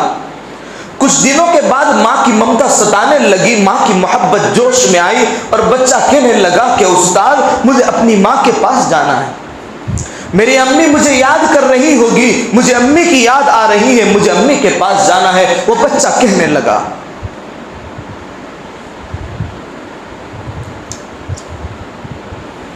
اب ہوتا یہ ہے کہ استاد کو بچے نے کہا تو صحیح، لیکن استاد کو وہ وعدہ یاد ہے کہ جس وعدے کے بارے میں عثمان نے اپنے بچے کے استاد سے کہا تھا کہ میرا بچہ اس وقت آئے گا جب یہ قرآن حافظ ہو جائے گا۔ اب استاد نے ادھر دیکھا کہ چھوٹا سا معصوم سا بچہ ہے، بچے پر رحم آتا ہے، کرے تو کیا کرے، اور ادھر والدہ کو اگر وہ بچے کو بھیج دیا جائے گا تو والدہ سے وعدہ کیا ہوا ٹوٹ جائے گا۔ استاد نے جان بوجھ کر اس کو اتنا سبق دیا کہ وہ بچہ یاد بھی نہ کر پائے۔ جتنا سبق دیا بچے نے خوشی خوشی قبول کر لیا کہ مجھے آج چھٹی ملے گی، مجھے آج گھر جانا ہے۔ اب ہوا یہ کہ استاد نے صبح میں سبق دیا اور شام کو کہا کہ بیٹا شام کو سنا کر آپ چلے جانا، بہت زیادہ سبق دیا۔ بچہ دوپہر میں اللہ کے سامنے گڑ گڑاتا ہے، معصوم کی معصومیت والے ہاتھ اٹھتے ہیں اور اللہ سے کہتا ہے کہ یا اللہ میرے استاد نے مجھے سبق دیا ہے، تو مجھے یاد کرا دے، تو مجھے سبق یاد کرا دے، مجھے میری امی کے پاس جانا ہے۔ معصوم سا بچہ ہے، معصوم بچے کی ممتا کیسی جاگتی ہوگی، اس بچے کا پیار اللہ کو بھی پسند آیا، اس بچے کو اللہ نے پورا جتنا زیادہ سبق دیا تھا یاد کروا دیا، اور سبق یاد کر کے اس بچے نے سنا دیا۔ اب اس راستے سے وہ بچہ جانے لگا، اب گزرتے ہوئے اسی راستے سے نکلا جس راستے سے ماں نے چھوڑا تھا، وہ راستہ ذہن میں آنے لگا اور اسی راستے کے ذریعے اپنے گھر پر پہنچا اور گھر کے دروازے پر دستک دی کہ امی جان میں آپ کا بایزید آ چکا ہوں، امی جان میں آپ کا بایزید آ گیا ہوں۔ ماں نے گھر کے اندر سے ایک آواز دی کہ میرا بایزید وہ نہیں ہو سکتا جو قرآن شریف کو منہ زبانی کرے بغیر حافظ ہوئے آ جائے، میرا بایزید وہ نہیں ہو سکتا۔ یہ الفاظ سننا تھا کہ بچہ اپنے گھر کی دہلیز پر رونے لگا اور اتنا رویا کہ اس کی آنکھیں سرخ ہو گئی، لال ہو گئی۔ اسی راستے سے ماں نے دروازہ نہیں کھولا، اسی راستے سے پھر استاد کے پاس گیا۔ استاد نے دیکھا اور استاد نے پرکھ لیا کہ یہ بچہ اپنی ماں کی ممتا کے بغیر آیا ہے، ماں کی محبت اسے نہیں ملی ہے۔ استاد نے اس بچے کو گلے سے لگا لیا اور استاد نے اس کو سمجھایا کہ بیٹا تم حافظ قرآن ہو جاؤ، تم اپنے ماں کے پاس جاؤ گے۔ یہ الفاظ سننا تھا۔ وہ بچہ کہنے لگا میری امی نے بھی مجھے یہی کہا ہے کہ بیٹا جب میرا بایزید وہ ہوگا کہ جو حافظ قرآن بن کر آئے گا۔ یہ الفاظ سننا تھا۔ پھر محنت کرنے لگا، وقت گزرتا گیا۔ تہجد کا موقع ایک مرتبہ آیا، تہجد کے اندر استاد بھی تہجد میں اٹھے ہوئے ہیں، یہ طالب علم بھی تہجد میں اٹھا ہوا ہے، یہ ادھر طالب علم اللہ کے سامنے گڑ گڑا رہا ہے، ادھر طالب علم حافظ بن چکا ہے، ادھر اللہ کے نبی صلی اللہ تعالی علیہ وسلم کی خواب میں استاد کو زیارت ہوتی ہے، اور اللہ کے نبی فرماتے ہیں کہ استاد جی اس بایزید کو اسلام کا جھنڈا دے دو اور اپنی پگڑی اس کے سر پر ڈال دو اور اس کو چھٹی دے دو، اور کہا کہ یہ بایزید اسلام کا جھنڈا لے کر پوری دنیا کے اندر چمکے گا۔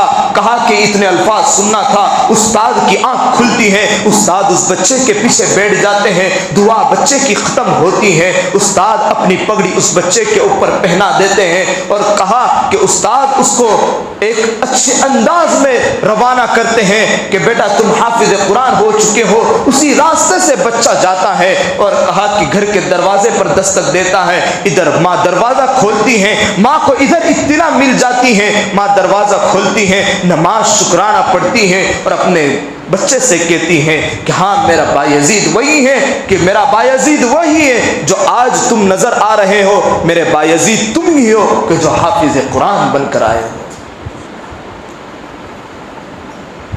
کہ ماں کی ممتا اور ماں کی قدر اس بچے نے بھی کی، کہ جس کا نتیجہ اس نے دیکھا کہ آج پوری دنیا کے اندر کہا کہ بایزید بسطامی کے نام سے ایک بہت بڑے اللہ کے ولی جانے جاتے ہیں، پوری دنیا ان کو بایزید بسطامی کے نام سے جانتی۔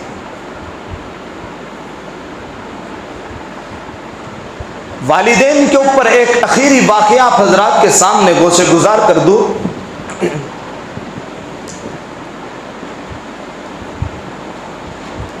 اس سے پہلے ایک بات یہ بتا دوں، غالباً ہمارے احمد آباد کی بات ہے،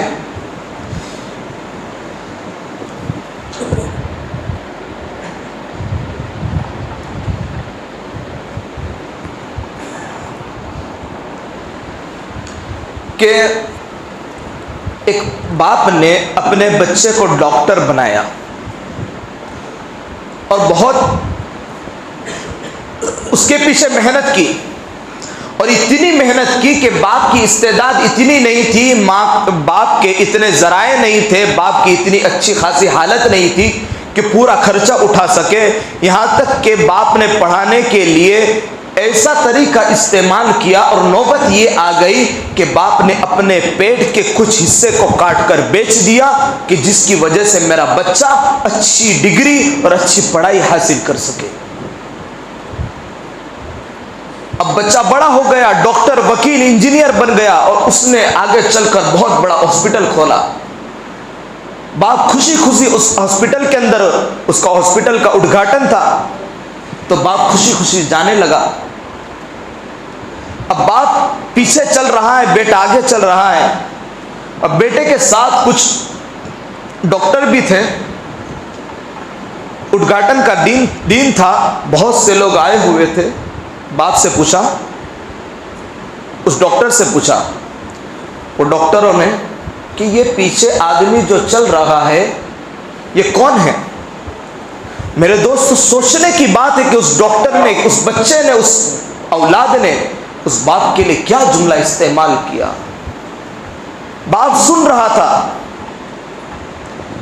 اس بچے نے کہا یہ تو میرا نوکر ہے۔ یہ الفاظ سننا تھا کہ اس باپ کی چیخ نکل گئی، اس باپ کی آہ نکل گئی، اور اسی وقت اس باپ کا انتقال ہو گیا۔ میرے دوستو، کہ جس باپ نے اپنے پیٹ کے حصے کو چاک کر کے، پیٹ کے حصے کو کاٹ کر اس بچے کے لیے تعلیم کا ذریعہ مہیا کیا، اور تعلیم حاصل کر کے میرا بچہ آج خوشی کا دن تھا، باپ کے لیے خوشی کا دن تھا، کہا کہ ایسی اولاد نکلی اور ایسا بیٹا نکلا کہ جس بیٹے نے اپنے باپ کو کہا کہ نوکر کا لفظ استعمال کر دیا۔ اس لیے میرے دوستو سوچنے کی بات ہے۔ ایک بچے کے باپ کا انتقال ہو گیا، اب ہوا یہ کہ جب بچے کے باپ کا انتقال ہو گیا تو ماں نے اپنے بچے کی پرورش کرنی شروع کی، اور بچے کی پرورش کرتے رہے، اور بچہ جب بڑا ہو گیا تو اس کو اسکول میں ڈال دیا، اب بچہ اسکول میں جب جانے لگا تو بچہ کہنے لگا ماں سے کہ امی جان میں جب اسکول میں جاتا ہوں تو لوگ مجھے کانی کا بیٹا اور اندھی کا بیٹا کہتے ہیں کہ ماں اس لیے کہ کانی تھی، یہ تو کانی کا بیٹا ہے، یہ تو اندھی کا بیٹا ہے، اس کی ماں تو کانی ہے، اس کی ماں تو اندھی ہے۔ بچہ کچھ عرصے تک اسکول میں جانے لگا، اس کے بعد بچے نے منع کر دیا کہ امی جان میں اب نہیں جا سکتا۔ ماں نے اس کو سمجھا پھسلا کر اس کو واپس بھیجا، یہاں تک کہ وہ بچہ نوجوانی کے عالم میں پہنچ گیا، جوان ہو گیا۔ پھر بچے کو یہی الفاظ کسے جاتے تھے، تانے دیے جاتے تھے، وہ بچہ پھر سے آ کر کہنے لگا کہ امی جان مجھ سے برداشت نہیں ہوتا کہ اب رہنے دیجئے، میں کہیں دوسری جگہ چلا جاتا ہوں، مجھ سے یہ تانے برداشت نہیں ہوتے، کہیں کل اٹھ کر اور میں بڑا ہو گیا تو لوگ مجھے کہیں گے کہ یہ تو اندھی کا بیٹا ہے، یہ تو کانی کا بیٹا ہے، اس لیے میں الگ چلا جاتا ہوں۔ ماں نے جب یہ الفاظ سنے تو ماں کو رونا آ گیا، اور ماں کہنے لگی کہ بیٹا کہ تو ایک ہی اولاد ہے کہ تو مجھے چھوڑ کر کہاں چلا جا رہا ہے، کہ تو مجھے چھوڑ کر کہاں جا رہا ہے۔ خیر بچے نے نہ مانا، وہ چلا گیا اور جوانی کے عالم میں عیاشیوں میں گھومتا رہا، یہاں تک کہ موقع آنے پر شادی بھی ہو گئی اور رہنے لگا۔ ماں کی ممتا ہوتی ہے، ماں کی محبت ہوتی ہے۔ اس ماں کی محبت جوش میں آئی، ماں اپنے بچے کی تلاش میں نکلی کہ میرا بیٹا رہتا کہاں ہے، بیٹے کو بتایا نہیں۔ بیٹا جس راستے سے گزرتا تھا ماں ایک کونے پر کھڑے رہ کر دیکھ لیتی تھی کہ میرا بیٹا اچھی حالت میں ہے۔ میرے دوستو وہ ماں کیسی ہوگی کہ بیچاری ماں کو یہ کیسا پیار آتا ہوگا کہ کونے میں جا کر اپنے بچے کو دیکھا کرتی تھی۔ یہاں تک کہ موقع یہ آیا اور وقت گزرنے کے بعد اس بیٹے کی بھی اولاد ہو گئی، اور کہا کہ اس ماں کو ایک پوتا ہو گیا۔ اور جب ماں کو پتا چلا کہ میرے بچے کو بیٹا ہوا ہے تو ماں کی ممتا جوش میں آئی، محبت جوش میں آئی، اور یہ ماں اپنے بچے کے گھر پر چلی گئی اور گھر کے دروازے پر دستک دی۔ وہ بچہ آتا ہے اور کہتا ہے کہ کون ہو؟ وہ بچہ آتا ہے جو اس ماں کا پوتا ہے، اس باپ کا بیٹا ہے، وہ آ کر کہتا ہے کہ آپ کون ہو؟ اس ماں نے کہا کہ بیٹا تیرے ابا سے یہ کہہ دے کہ ایک اندھی عورت آئی ہے، ایک بوڑھی عورت، کانی عورت آئی ہے، آپ سے ملنا چاہتی ہے۔ وہ بچہ اپنے باپ کے پاس جا کر کہنے لگا، یہ الفاظ سننا تھا کہ اس کے باپ نے کہا کہ بیٹا اس عورت کو کہہ دے کہ ہمارے ابا گھر میں نہیں ہے، کہ ہمارے ابا گھر میں نہیں ہے۔ وہ بچہ آیا، اور بچہ جو ہوتا ہے وہ بہت سچ بولتا ہے۔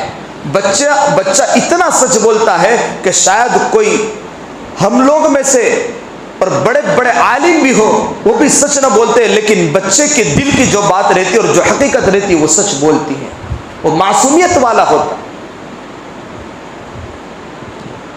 تو میرے دوستو اب وقت گزرا،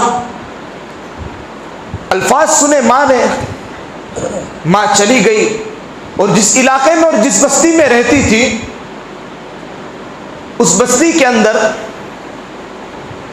ایک پڑوس میں ایک عورت رہنے لگی۔ اس عورت کو ایک لیٹر دیا اور کہا کہ جب میرا جنازہ اٹھ جائے اور جب میرا انتقال ہو جائے تو یہ فلاں محلے کے اندر فلاں نوجوان ہے، یہ نام کا لڑکا ہے، اس کو یہ لیٹر پہنچا دینا۔ اس ماں کا انتقال ہو جاتا ہے، اس کو قبر میں دفن کر کر آ جاتے ہیں، اور یہ عورت لیٹر لے کر اس نوجوان کے پاس پہنچتی ہیں اور کہتی ہیں کہ ایک کانی عورت ہے، ایک اندھی عورت ہے کہ جس نے یہ آپ کو لیٹر دیا ہے، یہ الفاظ کا سننا ہوتا ہے۔ اور وہ بچہ دیکھتا ہے لیٹر میں کیا لکھا ہے، کاغذ میں کیا لکھا ہوا ہے۔ بیٹا دیکھتا ہے اس کاغذ میں الفاظ لکھے ہوئے ہوتے ہیں کہ بیٹا میں تیرے دروازے پر آئی تھی، میں نے تیرے دروازے کو کھٹکھٹایا تھا، تو نے مجھے نکال دیا تھا۔ بیٹا یہ بات سن لے کہ جس ماں کو کانا اور اندھا کہا جاتا تھا وہ راز میں آج تمہارے سامنے فاش کرنا چاہتی ہوں۔ آج میرے بیٹا میں تیرے سامنے اس راز کو فاش کرتی ہوں کہ جب تو چھوٹا سا تھا، تو جھولے کے اندر تھا، جھولے میں سے تو جب گر گیا تو نیچے ایک کھلی تھی، وہ کھلی تمہاری آنکھ میں لگ گئی تھی، جس کی وجہ سے میں ہاسپٹل میں جب لے کر پہنچی تھی تو ڈاکٹر نے کہہ دیا تھا کہ یہ آنکھ کوئی کام کی نہیں ہے، تمہاری آنکھیں کسی کام کی نہیں تھی۔ میں نے ڈاکٹر سے کہا کہ اس کا علاج کیا جائے، میں اپنی پوری جان کی بازی لگانے کے لیے تیار ہوں، آپ جتنا خرچہ مانگتے ہو سب دینے کے لیے تیار ہوں۔ ڈاکٹر نے یہ کہا تھا کہ مال و دولت کچھ کام نہیں آئے گا، یہ تمہاری آنکھیں تمہیں اپنے بچے کے لیے دینی ہوگی۔ اسی وقت میں نے اپنی آنکھیں نکال کر تجھے دے دی۔ میرے بیٹا، یہ آنکھیں جس آنکھوں سے تو دیکھتا ہے، میرے بیٹا جس آنکھوں سے تو دیکھتا ہے، یہ وہی آنکھ ہے، یہ وہی آنکھ ہے جو میرے اندر تھی۔ میں نے اپنے آپ کے لیے اندھے کا دھبا برداشت کر لیا، نابینا ہونے کا دھبا برداشت کر لیا، کانی ہونے کا دھبا برداشت کر لیا، لیکن میرے بیٹا کہ جس ماں کے لیے تجھے آنا چاہیے تھا، جس ماں کو تو نے گھر سے نکال دیا، جس ماں کے پاس تجھے آنا چاہیے تھا، جو ماں تیرے پاس آئی تھی، آج اس ماں کو تو نے ٹھکرا دیا۔ فوراً بیٹا جاتا ہے قبر پر، اور قبر پر جا کر اپنے ماتھے کو رگڑتا ہے، معافی مانگتا ہے۔ اندر سے آواز آتی ہے کہ بیٹا، اے میرے بیٹا، میں نے تو تجھے کب سے معاف کر دیا، لیکن تو نے اپنے ماں کی قدر نہیں کی۔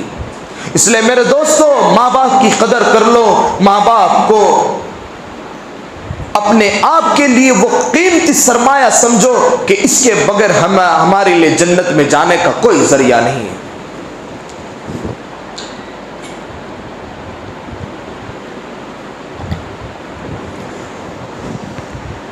وقت بہت ہو رہا ہے،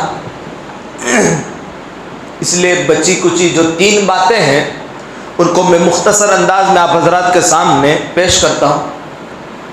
نمبر 4 پر ہے قطع تعلق کرنے والا، رشتے ناتوں کو توڑنے والا۔ ایک حدیث میں اللہ کے نبی صلی اللہ تعالی علیہ وسلم نے ارشاد فرمایا کہ جو رشتے ناتوں کو توڑتا ہے وہ یاد رکھیں کہ جس نے رشتے ناتوں کو توڑا اس نے گویا اللہ کو توڑا، اور جس نے اللہ کو توڑا کہا کہ اس کی زندگی برباد ہے۔ کہ رشتے ناتے بہت اہم چیز ہے، ہم اپنے رشتے ناتوں کو نہ توڑیں۔ اگر رشتے ناتوں کو توڑنے والا اگر بندہ اس مجلس میں بھی ہوگا تو ہم اپنے رشتے ناتے جس سے ٹوٹے ہیں ان کے پاس جا کر معافی مانگ لیں۔ اللہ کے نبی کی مجلس لگی ہوئی تھی، صحابہ بیٹھے ہوئے تھے، اللہ کے نبی نے فرمایا کہ جو قطع تعلق کرنے والا ہو، رشتے ناتے جس کے ٹوٹے ہوئے ہو، وہ جا کر معافی مانگ لے۔ فوراً ایک صحابی کھڑے ہوئے اور اپنی خالہ کے پاس گئے اور خالہ کے پاس جا کر معافی شافی کر لی۔ حضرت مسعود رضی اللہ تعالیٰ عنہ فرماتے ہیں کہ ان کی مجلس لگی ہوئی تھی، حضرت مسعود رضی اللہ تعالیٰ نے اعلان کیا کہ ہماری مجلس میں برائے کرم رشتے ناتوں کو توڑنے والا بندہ نہ آئے، اس لیے کہ رشتے ناتوں کو توڑنے والا بندہ اگر اس مجلس میں رہتا ہے تو اللہ کی طرف سے آنے والی رحمتیں رک جاتی ہیں۔ ہمارے نامہ اعمال ہفتے میں پیر اور جمعرات کو جب پیش کیے جاتے ہیں تو فرشتے جتنے بھی نامہ اعمال پیش کرتے ہیں تو اللہ تبارک و تعالیٰ فرشتوں کو اعلان کرتے ہیں کہ قطع تعلق کرنے والا، بغض رکھنے والا، کینہ رکھنے والا، کہ یہ جتنے بھی ہیں کہ ان کے نامہ اعمال کو میرے سامنے پیش نہ کیا جائے جب تک کہ صلہ رحمی نہ کر لے۔ اس لیے میرے دوستو، رشتے ناتے جب تک ٹوٹے ہوئے ہیں، جو بندہ 3 دن سے زیادہ رشتے ناتوں کو توڑتا ہوا رکھتا ہے، اپنے رشتے ناتے توڑ دیتا ہے اور 3 دن گزر جاتے ہیں تو میرے دوستو وہ کفاروں کی فہرست میں آ جاتا ہے، اور اگر اسی حالت میں انتقال ہو گیا تو جہنم میں داخل کر دیا جاتا ہے۔ اس لیے ہم اپنے رشتے داروں کے ساتھ صلہ رحمی کریں، رشتے ناتوں کو نہ توڑے، ٹوٹے ہوئے رشتے ناتوں کو جوڑ لیں۔ اور نمبر 5 پر زنا کرنے والا، کہ زنا کرنے والا جو بھی بندہ ہوتا ہے، تو کہا کہ یہ بھی بہت بڑا گناہ ہے، یہ بہت بڑا گناہ ہے کہ 3 مصیبتیں اس پر آتی ہیں، 3 دنیا میں مصیبتیں آتی ہیں اور 3 آخرت میں مصیبتیں آتی ہیں۔ 3 مصیبتیں جو دنیا میں آتی ہیں، سب سے پہلے رزق گھٹا دیا جاتا ہے، نمبر 2 پر عمر گھٹا دی جاتی ہے، نمبر 3 پر چہرے کی رونق گھٹا دی جاتی ہے۔ اور آخرت کے جو 3 ہیں کہ آخرت میں جانے کے بعد سب سے پہلے اللہ کی ناراضگی کا سامنا ہوتا ہے، اللہ ناراض ہوتے ہیں، اور کہا کہ چہرے کو مسخ کر دیا جاتا ہے اور جہنم میں داخل کر دیا جاتا ہے۔ اس لیے زنا کا گناہ، اگر یہ زنا کے گناہ کے اندر اگر ہم ملوث ہیں تو یہ رات میں پکی سچی توبہ کر لیں گے تو بھی معاف فرما دیں گے اللہ تبارک و تعالی۔ نمبر 6 پر اخیری، چغل خوری کرنے والا، وَلَا يَغْتَبْ بَعْضُكُمْ بَعْضًا أَيُحِبُّ أَن يَأْكُلَ لَحْمَ أَخِيهِ مَيْتًا فَكَرِهْتُمُوهُ، کہ غیبت چغل خوری اتنا بڑا گناہ ہے، اتنا بڑا گناہ ہے کہ 70 مرتبہ ماں سے زنا کرنا اس سے بڑا گناہ ہے۔ غیبت اور چغل خوری کرنا، پیٹھ پیچھے کسی کی برائی کرنا، اس سے اچھا خاصا بندہ دوسروں کی نظر میں گر جاتا ہے۔ اور یہ اختیار ہمارا نہیں ہے، یہ اللہ کا اختیار ہے کہ کس بندے کو عزت دینی ہے اور کس کو ذلتی کے ٹھکانے پہنچانا ہے، یہ اللہ کا معاملہ ہے۔ ہم کون سے ٹھیکیدار ہوتے ہیں کہ دوسروں کی غیبتیں کرتے ہوئے چلے جاتے ہیں؟ جو بندہ زیادہ تر غیبتوں میں مبتلا اور چغل خوری میں مبتلا رہتا ہے تو اللہ تبارک و تعالیٰ بھی اس کے عیب کو فاش کر دیتے ہیں اور لوگوں کے سامنے اس کے عیب کو بھی ظاہر کر دیتے ہیں۔ مدینہ میں ایک لڑکی کا انتقال ہو گیا، اس کا بھائی آیا، اس کو قبر میں دفن وغیرہ کر دیے۔ اس کا بھائی ایک تھیلی، پیسوں کی تھیلی بھول چکا تھا، اور جب پیسوں کی تھیلی بھول گیا اس کو فوراً یاد آیا کہ میں ایک پیسے کی تھیلی بھول چکا ہوں، اپنے دوست کو ساتھ لے گیا اور قبر کو کھود کر پیسوں کی تھیلی نکالی اور اپنے دوست کو کہا کہ ذرا سائڈ پر ہو جا، میں اپنی بہن کے ساتھ کیا معاملہ ہو رہا ہے ذرا میں وہ دیکھ لوں۔ قبر کو کھود کر وہ اندر دیکھنے لگا کہ اس کی بہن کو جہنم کا اور آگ کا عذاب دیا جا رہا ہے، اور ایسا عذاب دیا جا رہا تھا کہ فوراً بھاگتے ہوئے اپنی ماں کے پاس پہنچا اور ماں سے کہنے لگا کہ امی جان میری بہن تو اچھی تھی۔ ماں نے کہا کہ بیٹا تیری بہن بہت اچھی تھی، کہ میں نے اپنی بہن کو قبر کے عذاب میں مبتلا ہوا دیکھا کہ میری بہن قبر کے عذاب میں مبتلا تھی، کیا ماجرا ہے؟ تو ماں نے کہا کہ بیٹا تیری بہن سب عادتوں میں اچھی تھی لیکن ایک عادت بری تھی کہ وہ لوگوں کی برائی کہا کہ ایک دوسرے کی باتیں ادھر ادھر کیا کرتی تھی، چغل خوری کیا کرتی تھی، غیبت کیا کرتی تھی، جس کی وجہ سے تیری بہن کو یہ عذاب ہو رہا ہے۔ اس لیے میرے دوستو، چغل خوری غیبت کرنا، میں نے جو آپ حضرات کے سامنے قرآن کریم کی تلاوت کی اس کے اندر اللہ تبارک و تعالیٰ نے فرمایا کہ غیبت کرنا یہ اپنے مردار بھائی کے گوشت کو کھانے کے برابر ہے۔ مکاشفت القلوب نامی ایک کتاب ہے جس میں بڑے اللہ والے نے ایک بات عرض کی ہے، ایک بہت بڑی حکمت بیان کی کہ مچھلی ایک ایسی مخلوق ہے کہ جس کو اللہ نے زبان نہیں دی، جس کو اللہ نے زبان نہیں دی۔ اس کی حکمت بیان کی ہے کہ اس کی حکمت یہ ہے کہ جب اللہ تبارک و تعالیٰ نے تمام کو سجدہ کرنے کا، پوری مخلوق کو کہا کہ آدم کے سامنے سجدہ کرو، کہ تمام کے تمام نے سجدہ کیا سوائے ابلیس کے، ابلیس نے سجدہ نہیں کیا۔ تو اللہ تبارک و تعالیٰ نے اس کو جب زمین پر پھینکا، جب زمین پر آیا تو آتے ہی وہ سمندر کی طرف گیا، اور سمندر کے اندر سب سے پہلے مچھلی سے ملاقات ہوئی۔ اس نے مچھلی سے کہا کہ ایک ایسی انسان نام کی قوم ہے کہ جب وہ دنیا کے اندر آئے گی تو جنگل کے جانوروں کا بھی شکار کریں گی اور سمندر کے اندر رہنے والی مخلوق کا بھی شکار کرے گی۔ تو اس وقت مچھلی نے سمندر کے اندر لوگوں کے اندر باتیں پھیلانی شروع کر دی، اور یہ باتیں پھیلائی اور تہلکہ مچ گیا، کہ جس کے نتیجے میں اللہ تبارک و تعالیٰ نے مچھلی کے اندر سے زبان کو کھینچ لیا اور زبان جیسی نعمت سے محروم کر دیا، کہ جو نہ بولنے والی مخلوق، نہ بولنے والا جانور، کہ جس کے اندر گناہ کی کوئی چیز نہیں، جب اس کی زبان کو کھینچ لیا تو ہم کون سی مخلوق ہیں کہ ہمارے لیے کیا کام کرنا ہے؟ ہمیں سوچنا چاہیے کہ گناہوں سے ہم بچیں۔ اس لیے ہم دعا کرتے ہیں کہ اللہ تبارک و تعالیٰ ان تمام گناہوں سے ہماری اور پوری امت کی حفاظت فرمائے۔ اس لیے میرے دوستو، یہ شب برات ہے، بڑی رات ہے، اس میں نفلی عبادتیں کریں، اپنے آپ کو اللہ کے سامنے پیش کریں۔ اللہ تبارک و تعالیٰ کہیں سنی باتوں پر مجھے بھی اور آپ کو بھی عمل کرنے کی توفیق نصیب فرمائے۔ آمین وآخر دعوانا ان الحمد للہ رب العالمین۔